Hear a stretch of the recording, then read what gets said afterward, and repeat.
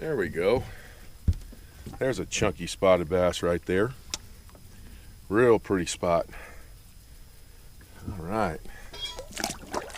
Caught him on a little 5-inch worm here. Green pumpkin. Using a small little extra wide gap hook. And I'm just I put a little nail in it. Just scooting it along the bottom. And that seems to be right now what's working the best as far as getting bites. I was getting bites on the Texas rig, but I kept missing the hook sets. So I went to this, and this is a really good bait right here. I'll try to catch some more.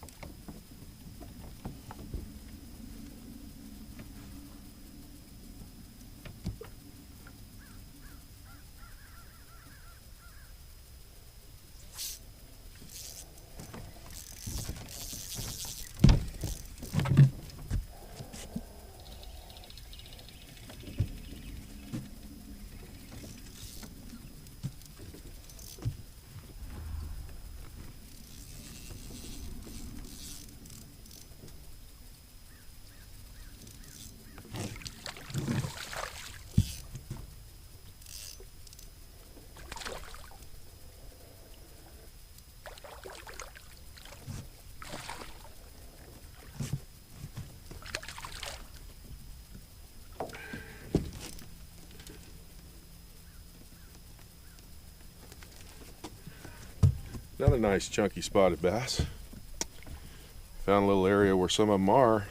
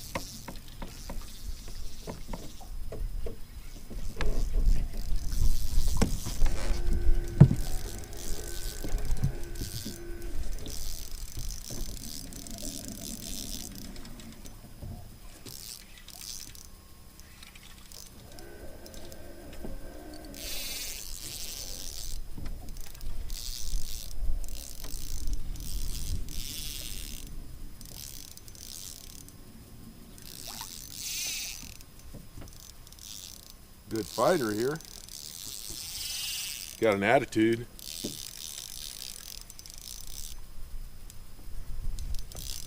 Spotted bass, they eat real good in the winter. Sometimes they can be hard to find, but when you find them, they eat really good.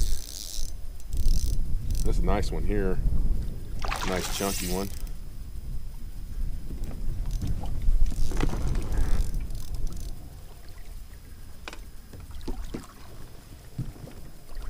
There he is. Oh yeah. Boy, that's a nice one right there. Hooked him good too.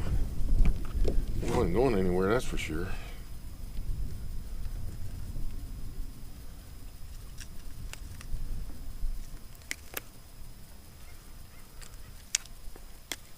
There we go.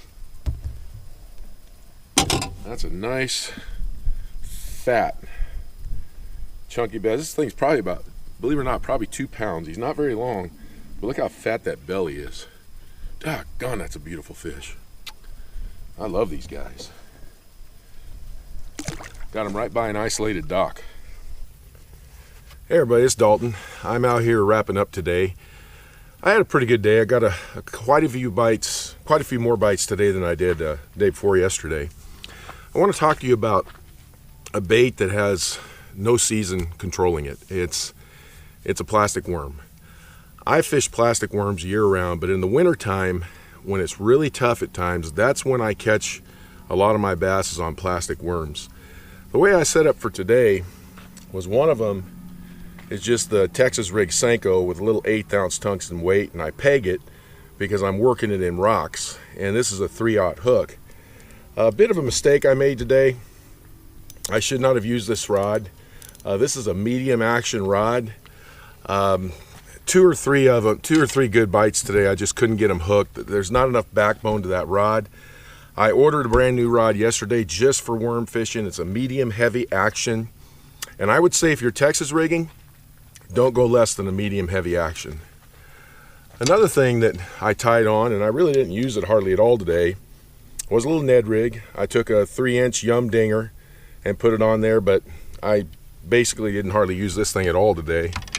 The one that really caught me the fish was the Nico. Just taking a stick bait, putting a small hook, I got the little O-ring, and then I have a little tungsten nail weight, like a 1/32 ounce. And this is what caught him today. When the wind kicked up, I used a little heavier tungsten, but I try to go as light as I can. 8-pound test fluorocarbon and a medium action spinning rod. I'm pretty specific the way I use my worms. I fish a lot of stick worms, and there's two basic ones that I use. Of course, the Yamamoto Senkos. The 5-inch is my favorite. The other one I use are the Yum Dingers. I'll buy these in like 30 packs.